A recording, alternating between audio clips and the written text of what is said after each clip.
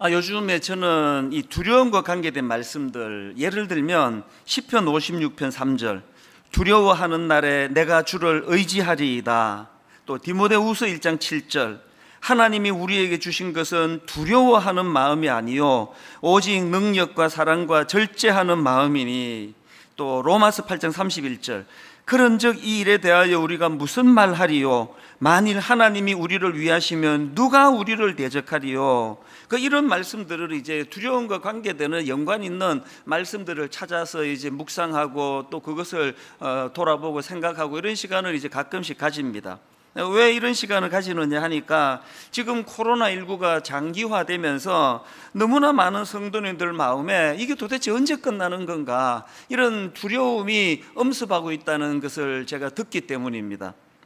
우선 그 식당을 포함해서 이 자영업을 하시는 성도님들이 너무나 경제적으로 어려움을 겪고 계시다, 이런 것들이 또 마음의 장래에 대한 근심과 두려움으로 연결되고 있다는 것을 잘 알고 있고요. 또 지난주에도 제가 텔레비전을 보다가 보니까 너무 많은 지금 식당들이 폐업을 한다는 겁니다. 손님이 없어도 이렇게 없을 수가 있나, 그러면서 6개월을 지금 참고 견뎠는데 이게 언제 끝날지 모르는 그런 절망적인 마음 때문에, 그래서 그 프로에서 폐업하시는 남자, 그 부부 중에 남자가 울먹울먹하고 눈물을 흘리고 이런 그 화면들을 보면서 오늘도 우리 성도님들 중에 이런 고통 중에 있는 분이 많으실 텐데, 그런 생각을 하니까 참 마음이 먹먹한 것을 경험을 했습니다. 이처럼 지금 경제적으로 고통당하고 이런저런 어려움을 겪고 자녀 문제로 지금 씨름하고 이런 것들도 우리를 두렵게 하지만, 무엇보다도 이 코로나19 이후로 상상을 초월하는 이 한국 교회를 향한 이 비난, 이것을 가지고 많은 목회자들이 지금 심히 두려워하고 있습니다. 아니 지금 이렇게 지금 복음을 전해야 되는 교회인데 이렇게까지 교회 이미지가 지금 땅에 떨어지는 걸 방치하면 되는 건가? 너무 많은 청년들이 지금 교회를 떠나고 있다고 통계가 그렇게 말을 하고 있는데 이거 지금 속수무책 아닌가, 이런 것들이 많은 목사님들을 지금 두렵게 만들고, 그건 저도 마찬가지입니다.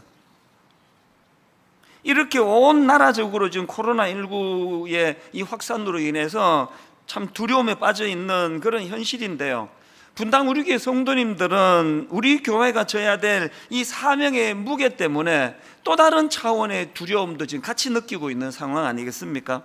예를 들면 1만 순도 파송 운동, 이제 시간이 점점 다가가고 이제 이거 진짜 이게 현실이네, 그러다 보니까 많은 성도님들이 지금 장래를 두려워한다는 겁니다. 이제 겨우 이 교회에 적응하고 정착하고 좀 은혜를 누리나 했더니 또 떠나야 되나? 어디로 가야 되지? 이런 것들 때문에 지금 성도님들이 내면에 그 내재된 불안과 두려움이 크시다, 그런 이야기를 들을 때마다 저도 참 마음이 아프지만, 사실은요 이런 두려움의 문제로 따지자면 분당 우리 교회에서 제가 가장 큰 두려움에 빠져 있을 것입니다. 과연 이제 이 30개 교회로 분립하는 이 과정이 은혜롭게 잘 될 것인가? 외부에서 15 목사님이 우리 성도님들을 섬기고 목양할 때 정말 이 차질없이 잘 될 것인가? 이런 마음의 염려와 두려움은 피할 수가 없습니다. 드림센터 사회 환원 문제도 저에게 만만치 않은 두려움이에요. 과연 성도님들이 허락해 주셔서 지금 진행은 하고 있지만, 저 드림센터를 진짜 우리가 어딘가에 기증을 했을 때 정말 우리가 원하는 대로 다음 세대를 살리는 일에 이 쓰임을 받을 수 있을 것인가, 그런 것에 대한 염려와 두려움이 인간적으로 제 안에 일어나는 것을 부인할 수가 없습니다. 가평 우리 마을에 대한 두려움도 사실은 굉장히 저를 압박하는 것 중에 하나입니다. 너무 많은 전문가들이 도와주시고 최근에는 이랜드라고 하는 고마운 기업까지 가세해서 도와주는 상황이지만, 그럼에도 불구하고 여전히 제 마음에는 진짜 이 가평 우리 마을이 약자들과 지친 자들의 영혼의 쉼터가 될 수 있을까? 꼭 그렇게 돼야 되는데 이런 것들이 제 마음에 두려움으로 자리를 잡다가 보니까, 그러다 보니까 이제 이 염려와 두려움과 관계되는 말씀들을 찾아서 묵상을 하고 또 거기서 원리를 찾고 이런 일들을 하게 되더라는 것입니다. 제가 오늘 본문을 그 설교 말씀으로 선택한 배경도 마찬가지입니다. 지금 오늘 본문의 주인공 야곱이 굉장히 두려움에 빠져 있습니다. 심한 두려움에 빠져 있습니다. 본문 창세기 32장 6절 7절입니다. 사자들이 야곱에게 돌아와 이르되 우리가 주인의 형 에서에게 이른즉 그가 400명을 거느리고 주인을 만나려고 오더이다. 야곱이 심히 두렵고 답답하여 자기와 함께한 동행자와 양과 소와 낙타를 두 떼로 나누고, 여러분 이 말씀의 배경을 다 아시지 않습니까? 야곱은 지금 형 에서가 자기가 20년 전에 저질렀던 실수, 형 에서의 장자권을 빼앗으려다가 그것이 그 부작용이 생겨가지고 형이 자기를 죽이려고 하는, 그래서 이제 창세기 27장 41절이 바로 그 내용인데요. 그 아비가 야곱에게 축복한 그 축복을 인하여 에서가 야곱을 미워하여 심중에 이르기를 아버지를 곡할 때가 가까웠은즉 내가 내 아우 야곱을 죽이리라. 이렇게 형의 살해 위협 속에서 야반도주하듯이 이 집과 고향을 떠나가지고 그렇게 그 타향살이를 시작한 게 20년이 지났습니다. 그 긴 세월을 객지에서 보낸 야곱이 나는 이제 고향으로 돌아갈 것이라고 이제 결단을 하고 고향으로 가고 있는 여정길 아닙니까? 지금 고향을 향해 가고 있는 야곱에게 누가 제일 많이 신경을 쓰였겠습니까? 당연히 형 에서죠. 과연 형이 나를 어떻게 대할까? 예전처럼 나를 죽이려고 하는 마음이 변함이 없으면 어떡하지? 바뀌었겠지? 이런 온갖 그 상상력을 가지고 불안해하고 있던 야곱에게 끔찍한 소식이 들리는 겁니다. 형 에서가 무장한 장정 400명을 데리고 지금 장정 400명을 거느리고 자기를 만나러 온다. 이런 소식이 전해지니까 이제 이것이 야곱으로 하여금 두려움에 휩싸이게 만든 겁니다. 여러분, 이 야곱의 두려움과 답답함을 이해할 수 있는 거 아닙니까? 누가 이런 두려움에 빠진 야곱을 보고 하여튼 저 사람은 소심하다고 그것 갖고 저러냐고 이렇게 말할 사람은 아무도 없습니다. 이건 너무 타당한 두려움이에요. 그런데 제가 그 문제 제기하는 게 뭐냐면요, 그 야곱의 두려움이 너무나 타당한 두려움 맞는데요, 그런데 신앙인의 관점으로 봤을 때 오늘 본문에 야곱이 잘못한 치명적인 한 가지 잘못이 있습니다. 그게 뭐냐 하니까 지금 야곱은 그 머리에 온통 400명을 거느리고 오는 형 에서밖에 담겨 있지 않는 겁니다. 이게 치명적인 잘못이라는 겁니다. 아니 이게 왜 문제가 되지? 그 마틴 로이드 존슨 목사님이 쓴 구약에서 찾은 복음이라는 책에서 이 질문에 대한 답을 잘 설명하고 있습니다. 한번 들어보십시오. 야곱은 형 에서가 자기 재산을 빼앗을지 모른다, 내 처자식을 죽일지 모른다, 나까지 죽일지 모른다. 야곱은 지금 이런 것들이 위험한 상황이라 생각했습니다. 그런데 하나님은 말씀하십니다. 사랑하는 야곱아, 네가 필요한 건 에서와 화해하는 것이 아니라 나와 화해하는 것이다. 야곱아, 너는 가장 큰 위험이 무엇인지 모르고 있다. 네가 진짜 고려해야 하는 것은 에서가 아니라 하나님이다. 여러분 이 포인트를 아시겠습니까? 육신을 가지고 있기 때문에 그렇게 위협적으로 장정 400명을 이끌고 오는 형 에서에 대하여 아무렇지도 않을 수는 없습니다. 그러나 신앙인으로서 어떻게 눈에 보이는 형 에서만 바라볼 수 있느냐는 겁니다. 야곱이 어쩔 수 없는 연약함으로 형 에서가 보여질 때 이런 상황에서 일하시는 여호와 하나님, 그 하나님에 대한 기대하는 마음과 그 하나님의 신실하심을 바라볼 수 있는 눈, 이 두 가지가 같이 작동이 돼야 되는 거 아닙니까?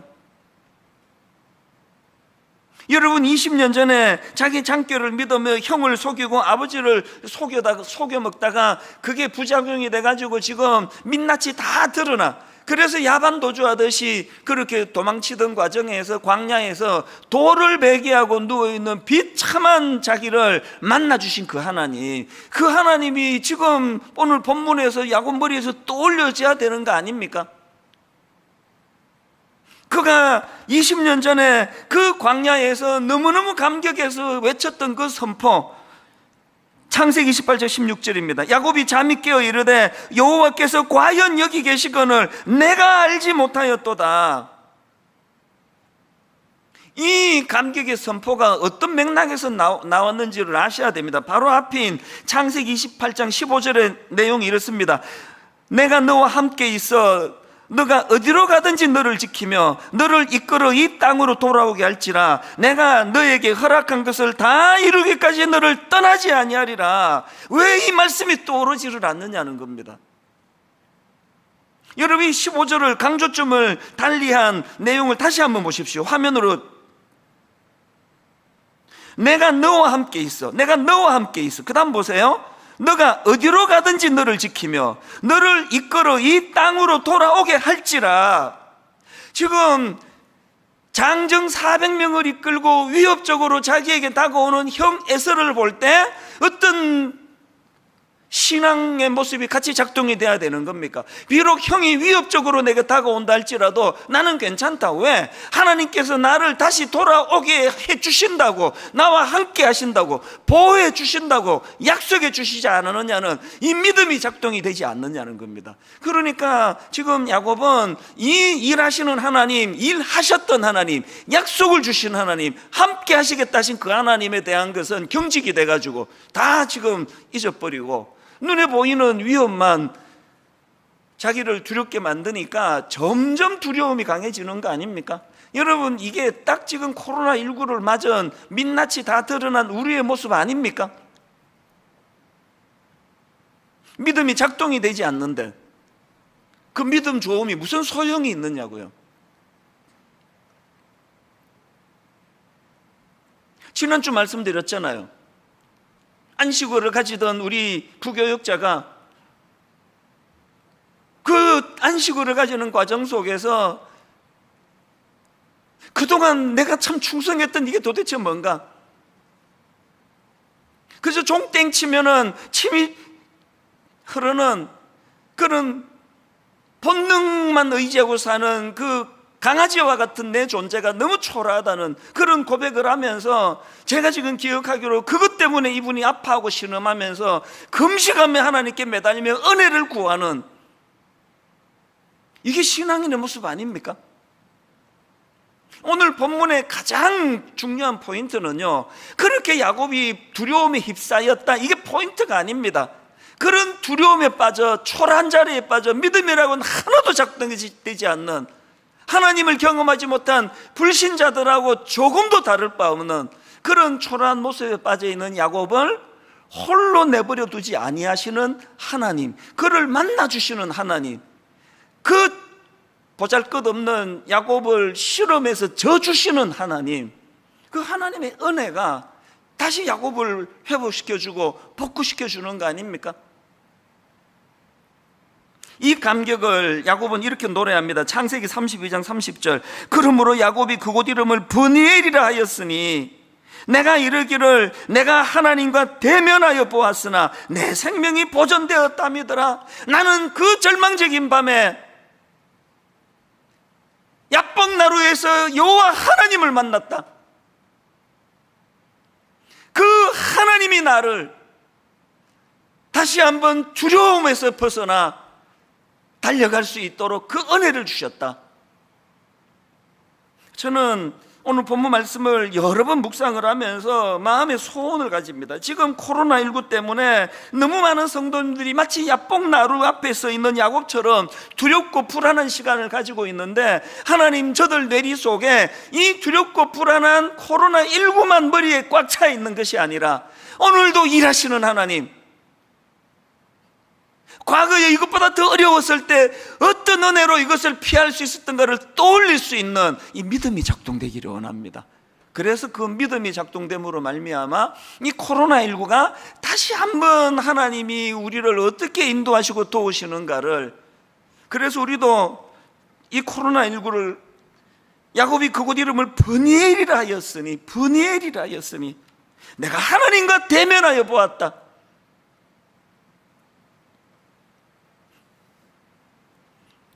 본문에서 야곱이 깨달은 게 뭘까 제가 상상을 해보니까요, 참 많은 회개가 있었을 것 같아요. 그 하나님의 임재를 경험하면서 참 내가 신앙인이라고 하면서 나는 늘 그 하나님이 보이지 않고 형 S만 보이는,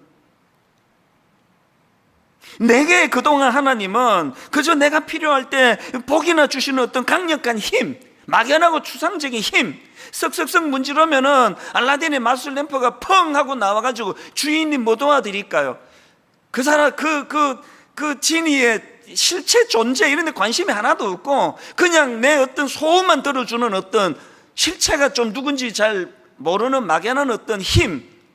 야곱이 그동안 하나님을 그런 존재로 인식하고 살았다면 이제 여러분 그 브니엘에서의 하나님의 임재를 경험하면서 야곱은 하나님의 인격자 되시는 하나님을 경험한 거 아닙니까? 그 하나님을 대면한 거 아닙니까?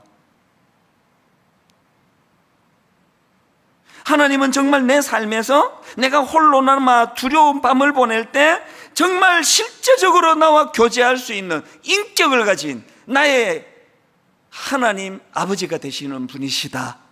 코로나19에서 여러분 이 사실을 반드시 경험하셔야 합니다.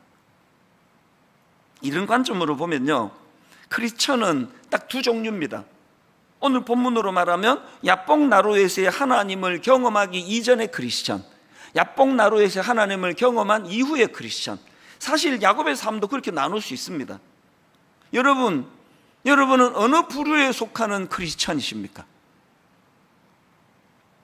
우리가 알아야 되는 게 뭐냐? 기독교는요 어떤 윤리나 도덕이나 철학이 아니고요, 우리 기독교는요 실제 하시는 그 하나님을 인격적으로 만나 그 하나님과 인격적으로 교제하는 신앙 공동체라는 사실입니다. 오늘 여러분 코로나19가 문제가 아니고 너무너무 탄식하고 답답한 거는 오늘 교회를 수많은 신자들이 이런 관점으로 바라보지 않는다는 겁니다. 제가 오늘 설교 제목을요, 두려울 때 하나님께 집중하기, 이렇게 정하지 않았습니까? 제가 앞에서 읽어드린 시편 56편 3절, 두려워하는 날에 내가 주를 의지하리이다, 이걸 제가 세 번역으로 3절까지를 보니까 너무너무 생생한 겁니다. 자, 세 번역으로 보십시오. 두려움이 온통 나를 휩싸는 날에도 나는 오히려 주님을 의지합니다. 나는 하나님의 말씀만 찬양합니다. 내가 하나님만 의지하니 나에게는 두려움이 없습니다. 그 다음 보세요. 육체를 가진 사람이 나에게 감히 어찌하겠습니까? 오늘 본문에 이 야곱을 향한 하나님의 말씀같이 느껴지지 않습니까? 육체를 가진 사람이 나에게 감히 어찌하겠습니까? 그렇기 때문에요, 여러분 코로나19 이 상황, 우리 내면의 두려움이 엄습해오는 이 상황에서 우리는 인간이라 그 두려움을 떨칠 수 없습니다. 저도 고백했지 않습니까? 저도 두려움이 많은 사람이에요. 그러나 두려움이 밀려올 때 바로 작동이 돼야 되는 건 우리의 믿음이 작동이 되는 겁니다. 인격적인 하나님께서 오늘도 나를 위하여 일하기 시작하시겠구나. 제가 초등학교 시절에는요, 교회의 어른들이 대화하는 게 이게 뭔가 무슨 뜻인가, 이게 알쏭달쏭하네, 이해가 안 되는 것들이 종종 있었습니다. 예를 들면은 이 두 집사님이 지금 대화를 하시는데요, 한 집사님이 이제 막 경제가 너무 어려워, 요즘으로 치면 막 아이고 이제 이 식당이 안 돼가지고 뭐 맨날 적자다, 이거 문 닫아야 되나 고민이다, 빚은 늘어간다, 막 이런 이야기를 토로하시면요, 그 얘기를 듣던 옆에 있는 집사님이 뜬금같이 이제 소나무 뿌리 하나 뽑을 때가 됐네, 그런 말씀을 하세요. 아니 지금 그 식당 적자하고 소나무 뿌리 뽑는 게 무슨 상관인지 초등학생이 내 머리로는 이해가 안 되는 거 아닙니까? 그런데 제가 사춘기가 되고 고등학생쯤 되고 하면서 이제 그 신앙의 언어를 알기 시작한 겁니다. 지금 무슨 문제를 만나 죽을 것 같이 힘들고 이제 막 이 식당을 폐업해야 되나 말아야 되나, 이 빚은 어떻게 갚나, 그런 아픔을 토로할 때 그 소나무 뿌리 하나 뽑아야 될 때가 됐네, 그 말은요 옛날 어른들 표현으로 하나님을 집중해서 찾을 때가 됐다, 하나님을 부르짖을 때가 됐다. 실제로 제가 듣기로 그런 어른들의 무용담들이 어릴 때 많이 들려졌습니다. 무슨 산에 있는 기도원에 가셔가지고 얼마나 절박하게 하나님을 부르짖었는지 그 소나무를 붙들고 기도를 밤새도록 했는데 아침에 보니까 그 소나무가 뽑혀 있더라, 뭐 이런 류의 이야기들을 저는 어릴 때 종종 들었습니다. 이 설교 듣고 그렇게 하지 마세요. 지금 환경 문제 때문에 그 소나무 건들면 안 됩니다.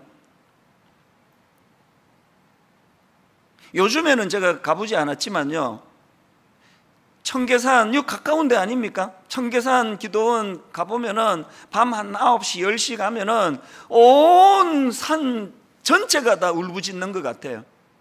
너무너무 갈급하게 복잡한 기도 안 합니다.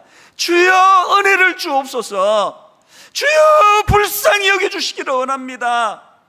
처절하게 밤새 하나님을 부르짖는 그 많은 어른들의 그 외침이 코로나19로 인해 마치 야곱이 지금 자기 눈에 장정 400명을 이끌고 오는 형 에서만 보이는 그 상황에서 살아계신 하나님을 찾을 때가 됐고 부르짖을 때가 됐다는 걸 자각해야 된다는 것입니다.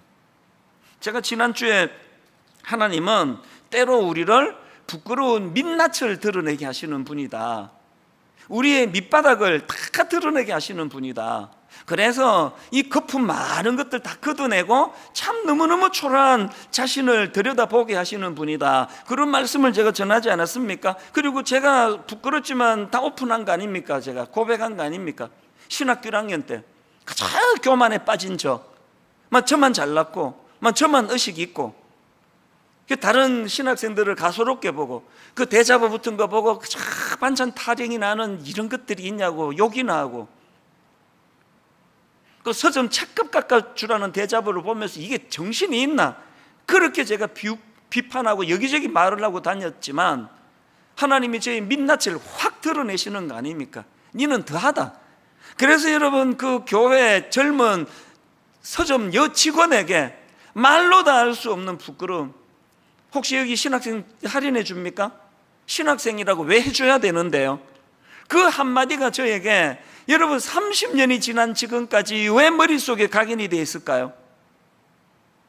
하나님은 저의 그 민낯을 다 드러내 보여주심으로 말미암아 그것이 저에게 얼마나 큰 영향을 미쳤는지요, 저는 그 부끄러운 기억이 떠오를 때마다 수백 번 수천 번 다짐하고 다짐했습니다.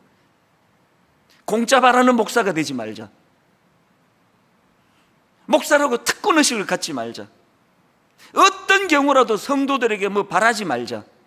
그래가지고 저는 식당 같은데 가서 그 설렁탕 먹고 있는데 성도님이 들어오면 아싸 오늘 또 공짜로 먹겠구나, 이런 생각을 하게 될까 봐 두려운 사람이에요. 그래서 저는 사실 안 그런 경우도 많았지만 꽤 많은 경우 식당에서 우리 성도들을 만나면 제가 가서 계산을 해드린 경우가 많습니다. 이게 모여서 예배를 드려야 확인이 되는데, 우리 집에서라도 손들어 보세요. 저한테 밥 얻어 먹어본 사람. 이게 다 신학교 1학년 때 내 민낯을 드러내신 하나님 때문에 제가 각성하게 자각하게 된 거거든요. 이게 민낯을 드러내는 부끄러움을 깨닫게 되는 것의 유익이에요. 그러나 여러분, 제가 신학교 1학년 때 그런 그 성도들에게 서점에서 부끄러움을 당했던, 밑바닥이 드러나는 수치를 경험했던 이것이 단순히 내가 자각하는 효과가 있는 걸로 끝나지 않고 더 중요한 건 철저하게 이 초라한 내 실체가 다 드러남으로 말미암아 내가 목회할 수 있는 게 아니구나, 철저하게 하나님을 의지해야 되는구나, 하나님 은혜 아니고는 나는 부끄러움에 빠질 수 없게 되는 거구나, 이게 신학교 1학년 그 서점에서 제가 경험했던 부끄러운 민낯이 제게 주는 너무너무 소중한 유익입니다. 그래서 지금도요, 누가 뭐라고 칭찬을 하든지 간에 여전히 저는 신학교 1학년 서점 앞에 서 있는, 참 부끄럽고 남은 비판을 잘하면서 자기는 잘 따라가지 않고 이런 부끄러운 나라는 존재를 계속 의지하다가 보니 그저 하나님 불쌍히 여겨주시기 원합니다. 아버지 하나님 은혜가 아니면 제가 언제 하나님 이렇게 온 천하에 나의 부끄러움이 드러날지 모르는 초라한 인생입니다. 그렇게 하나님을 의지하는 거라는 겁니다. 오늘 여러분, 코로나19로 참 우리 신앙의 밑바닥이 다 드러났다면, 민낯이 드러났다면 낙심하지 마시고요, 이제 하나님을 더 찾을 때예요. 더 의지할 때입니다. 하나님, 그 야뽕 나루 앞에 서 있는 야곱과 같은 초라한 존재지만 자격 없는 우리를 만나주시는 하나님 은혜를 오늘도 사모합니다. 그 옛날 어른들이 자주 부르시던 그 찬양 중에요, 주 안에 있는 나에게 딴 근심이 있으랴 십자가 밑에 나가 내 짐을 풀었네.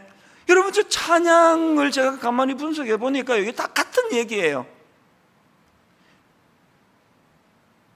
장정 400명 이끌고 위협하는 형 에스를 볼 때 거기에만 몰두하지 말고 그 근심을 어떻게 하라고요? 하나님을 집중하는 대로 써라.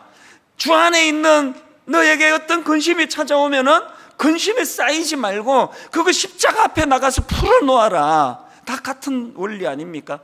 그랬더니 2절 가사는 내 평생에 잊혀지지 않는 은혜의 가사입니다. 그 두려움이 변하여 내 기도되었고, 그 두려움이 변하여 내 기도되었고, 전날의 한숨 변하여 내 노래되었네. 여러분, 내 힘으로는 400명 몰고 오는 형 에스의 두려움으로부터 벗어날 수 없지만 그 두려움을 하나님 바라보는 것으로 활용을 하게 된다면 우리 하나님은 우리의 두려움을 기도로 바꾸어 주시고 전날의 한숨을 너무나 기쁜 노래로 바꾸어 주시는 분이심을 믿으시기를 바랍니다. 이 사실을 마음에 담고요, 이제 좀 더 구체적으로 중요한 두 가지 포인트를 말씀을 드리고 이제 말씀을 좀 정리를 하려고 하는데요. 자, 두 가지 포인트가 뭐냐? 이렇게 두려울 때 하나님께 집중하는 그런 크리스천이 되기 위해서는 두 가지를 기억하셔야 되는, 첫째가 뭐냐? 하나님과의 관계 맺음은 철저한 개인적인 문제라는 것을 자각해야 한다는 겁니다. 이게 무슨 말인가 하면요, 자, 본문 창세기 32장 22절부터 24절 다시 한번 보십시오. 밤에 일어나 두 아내와 두 여종과 11 아들을 인도하여 야복 나루를 건널세 그들을 인도하여 시내를 건너가게 하며 그의 소유도 건너가게 하고, 그 다음에 야곱은 홀로 남았더니, 저는 지난 한 주 동안에 이 한마디 야곱은 홀로 남았더니 너무나 많은 메시지가 담겨 있는 겁니다. 야곱은 홀로 남았더니, 여러분, 그동안 야곱은요, 자기가 모은 재산, 자기의 수많은 가족들, 자기가 가진 남자종, 여자종, 이런 것들을 자신과 동일시한 거예요. 그래서 이제 이런 것들을 잃는 것이 자기 인생을 잃는 것이라 생각하고 살았던 거 아닙니까? 그래서 두려움이 많았던 거 아닙니까? 이렇게 여러분, 자기가 가진 것에 대하여 집착이 많아질수록 두려움이 많아진다는 거 다 아시잖아요. 그래서 여러분, 하나님께서는요, 야곱이 자기가 가진 소유물에 대하여 이렇게 집착하니까 하나님은 그것을 분리시켜 버리는 거예요. 이게 은혜라는 겁니다. 일만수도 파수 운동을 지난 8년 동안 내내 마음으로 되뇌이면서 하나님께 드렸던 또 드렸던 또 드렸던 기도는 집착하지 않게 해주시기 원합니다. 하나님 교회의 사이즈에 집착하지 않기 원합니다. 성도 숫자가 주는 것을 가지고 뭔가 내가 이런 것처럼 생각하는 어리석은 자리에 빠지지 않기를 원합니다. 다시 말씀드립니다. 야곱이 자기가 가진 소유에 집착하니까 하나님은 그것들과 야곱을 떼놓으시는 거예요. 이게 야곱은 홀로 남았더니. 그리고 저는 지난 주간에 야곱은 홀로 남았더니를 묵상을 하면서 한국 교회가 회개하면서 정말 정신 차려야 되는 포인트 하나를 발견을 했습니다. 여러분, 지금 우리 시대의 가장 큰 문제점 중에 하나가 그룹화라, 그룹화. 저는 그 유튜브도 좀 안 그랬으면 좋겠습니다. 알고리즘이라 그러나요?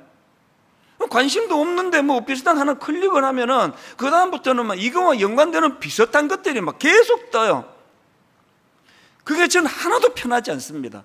점점 나랑 같은 색깔, 점점 내가 좋아하는 거, 나를 좋아하는 사람, 이런 사람들만 모이게 만드는 이 그룹화가 신앙생활에 너무나 이게 나쁜 영향을 미친다는 겁니다. 지난주에도 말씀을 드리지 않았습니까? 지금 많은 담임 목사님들이 몸살을 앓고 계시다는 거예요. 아니, 그 교회가 성도들이 주 안에서 성령 안에서 하나가 돼야 되는데 자꾸 두 표로 나누어지는데 뭐가 그렇게 괴로우냐? 계속 이쪽 분들이 와가지고, 아니 왜 목사님은 광화문 집회 상대편에 서서 설교하지 않았냐고, 왜 광화문 이야기를 안 하시느냐고 막 그렇게 따지시고, 좀 있으면 저쪽 편에 분들이 와가지고, 아니 목사님은 광화문 집회를 왜 비판하지 않습니까? 광화문 집회를 그 목사를 왜 비판하지 않습니까? 목사님도 같은 생각입니까? 막 이렇게 공격을 해와가지고 막 너무너무 힘들다는 거예요.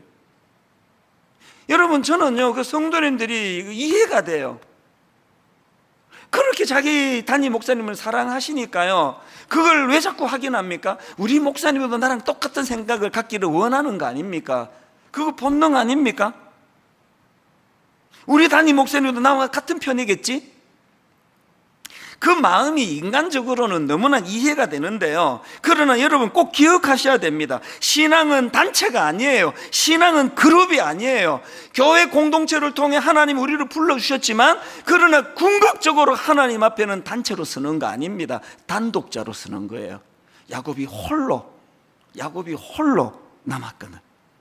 그래서 우리는 자꾸 물어야 됩니다. 나는 하나님 앞에서 단독자로 서 있는가? 나는 하나님 앞에서 단독자로 하나님과의 친밀감이 이루어지고 있는가? 좋은 교회 다닌다고 내가 좋은 신자가 아니라는 거.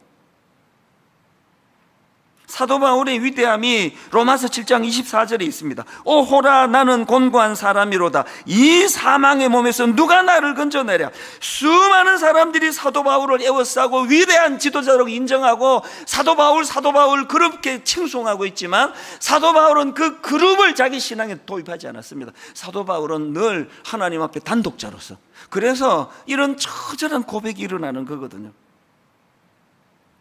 이런 점에서 저는 로이드 존스 목사님의 이 지적이 너무나 마음에 와닿습니다. 제가 보기에 이 시대를 살아가는 우리에게 시급한 것은, 그 다음 들어보세요. 제가 보기에 이 시대를 살아가는 우리에게 시급한 것은, 교회 밖에 있는 세상은 몹시 신경 쓰면서 자기 자신은 전혀 신경 쓰지 않은 사람이 너무 많다는 것입니다.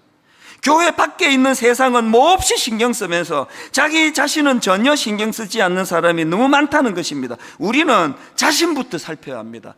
아니, 로이드 존스 목사님이 오늘 한국 교회를 들여다보고, 이분 돌아가셨는데, 영국 분인데 오늘 이 한국 사회를 들여다보고 한국 교회를 들여다보고 계시는 것 같습니다.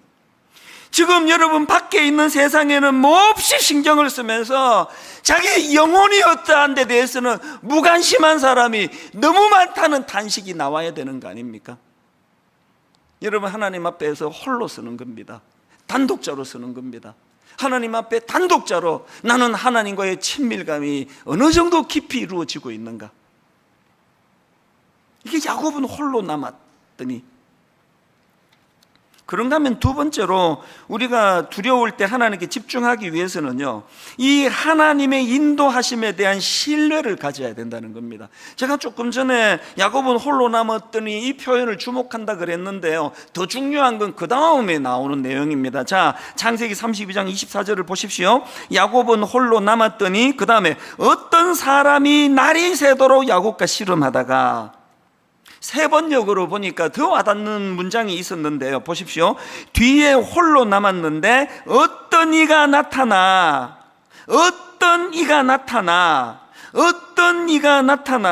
여러분, 제가 방금 신앙은 홀로, 신앙은 단독자로 서는 것이라 말씀드렸지만, 동시에 여러분, 우리가 그렇게 하나님께 단독자로 섰을 때 어떤 이가 나타나, 이 의미를 여러분 아십니까? 우리가 기억해야 되는 건요, 두려울 때 우리가 하나님을 집중해야 된다, 하나님을 찾아야 된다, 이런 표현들은 온전한 표현이 아닙니다. 편의상 그렇게 그냥 쉽게 그냥 툭툭 던지지만 정확한 표현이 아니에요. 여러분, 두려울 때는 하나님이 찾아주시는 거예요.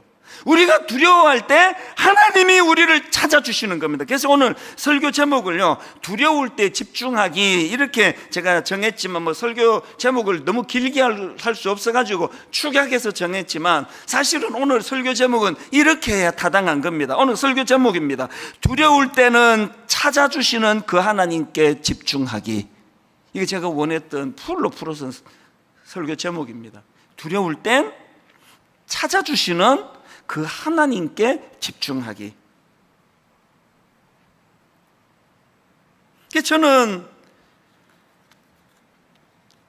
이 두려움에 빠진 야곱을 찾아주시는 하나님, 어떤 이가 나타나, 이 표현을 자꾸 묵상하다가 보니까요, 오래전에 나온 책입니다. 박영선 목사님이 쓰신 하나님의 열심, 제 기억에 제 대학생 때 나온 책 같아요. 그 책을 오랜만에 꺼내놓고 읽으면서 얼마나 은혜를 받았는지 모릅니다. 그런가 하면은 이사야 9장 7절, 그 정사와 평강의 더함이 무궁하며 또 다윗의 왕좌와 그의 나라에 군림하여 그 나라를 굳게 세우고 지금 이후로 영원히 정의와 공의로 그것을 보존할 것이라. 만군의 여호와 하나님이 이를 이루시리라. 이사야 37장 32절, 이는 남은 자가 예루살렘에서 나오며 피하는 자가 시온산에서 나올 것임이라. 만군의 여호와의 열심히 이를 이루시리라. 만군의 여호와의 열심히 이를 이루시리라. 여러분, 야곱이 홀로 남았더니 어떤 이가 나타나 야곱을 붙잡고 동이 탈 때까지 씨름하며 그 가소로운 야곱에게 져 주시는 그 하나님의 은혜. 코로나19가 하나님의 열심을 맛보는 도구가 될 줄로 믿습니다. 우리의 불신앙을 회개하면서, 그래서 여러분, 야곱이 아무리 그 형 에서가 400명 끌고 오는 것이 자기에게 위협이 되었다 할지라도요, 야곱은 그것만 몰두해서는 안 되고 20년 전 베델에서 홀로 광야에 던져졌을 때 자기를 만나준 그 하나님을 떠올렸어야 되고요. 저는 이것과 관련해 가지고 명언 하나를 메모해 놓고 있는데요, 두려움의 반대는 용기가 아니라 감사이다. 두려움의 반대는 용기가 아니라 감사이다. 코로나19로 용기 내려고 애쓰지 마세요. 우리 그렇게 못합니다. 감사하시는 거예요. 무얼? 이거보다 더 어려웠을 때에 하나님이 어떻게 나타나 찾아주시고 하나님이 어떤 은혜를 우리에게 베풀어 주시고 이거보다 더 절망적일 때 피할 길을 어떻게 해주셔서 내가 여기까지 오게 되었던가. 다시 말씀드립니다. 두려움의 반대는 용기가 아니라 감사이다.